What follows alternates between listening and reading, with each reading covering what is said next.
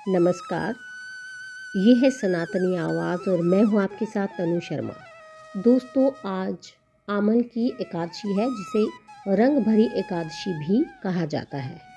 तो सबसे पहले इस दिन की आप सबको बहुत बहुत शुभकामनाएं।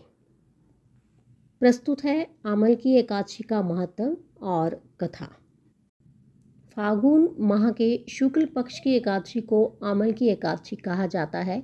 इस दिन भगवान विष्णु के साथ आंवले के वृक्ष की पूजा की जाती है। धार्मिक ग्रंथों के अनुसार आंवले के वृक्ष में भगवान विष्णु का वास माना जाता है। इसकी जड़ में विष्णु जी, तने में भगवान शिव और ऊपर के भाग में ब्रह्मा जी का निवास माना जाता है।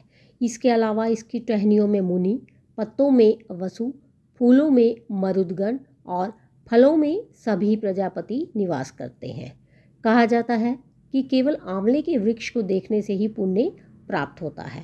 स्पर्श करने से 2 गुना और इसका फल खाने से 3 गुना पुण्य मिलता है।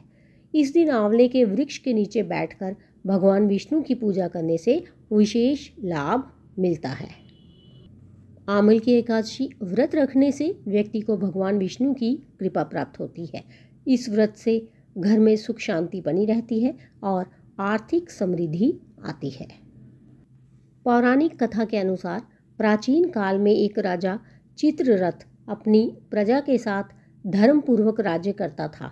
उसकी प्रजा भी भगवान विष्णु की भक्त थी और हर एकादशी को उपवास रखती थी। एक बार फागुन मास की शुक्ल एकादशी के दिन पूरे राज्य में आमल की एकादशी का व्रत रखा गया। राजा सहित सभी प्रजा ने उपवास किया और भगवान विष्णु तथा आंवले के वृक्ष की पूजा की।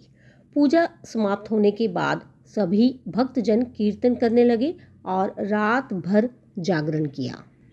उसी समय जंगल में एक चोर छिपा हुआ था जो भागते भागते थक गया था।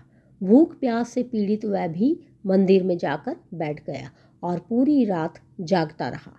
हालांकि उसका मन पूजा में नहीं था, लेकिन वह व्रतधारियों के बीच जागरण करता रहा। जब सुबह हुई तो वह चोर अपने घर चला गया।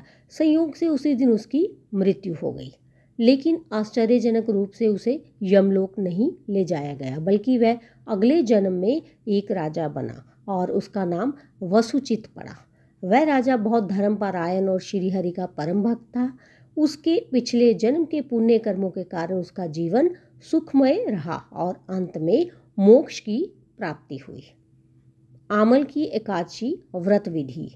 प्रातः स्नान कर भगवान विष्णु का स्मरण करें, आंवले के वृक्ष के नीचे दीप जलाएं और उसकी पूजा करें। भगवान विष्णु को तुलसी, धूप और नैवेद्य अर्पित करें। दिन भर उपवास करें और विष्णु मंत्रों का जाप करें। रात्रि में जागरण कर विष्णु भजन करें और अगले दिन व्रत का पारण करें। आमल की एकादशी के व्रत के प्रभाव से व्यक्ति को जाने अनजाने में किए गए पापों से मुक्ति मिलती है। आमल की एकादशी न केवल मोक्षदायिनी है, बल्कि जीवन में सुख, समृद्धि और आध्यात्मिक उन्नति भी प्रदान करती है। ओम नमो भगवते वासुदेवाय। आमल की एकादशी की एक बार फिर आप सबको बहुत बहुत शुभकामनाएं। आज बस इतना ही, फिर मिलती हूँ। धन्यवाद।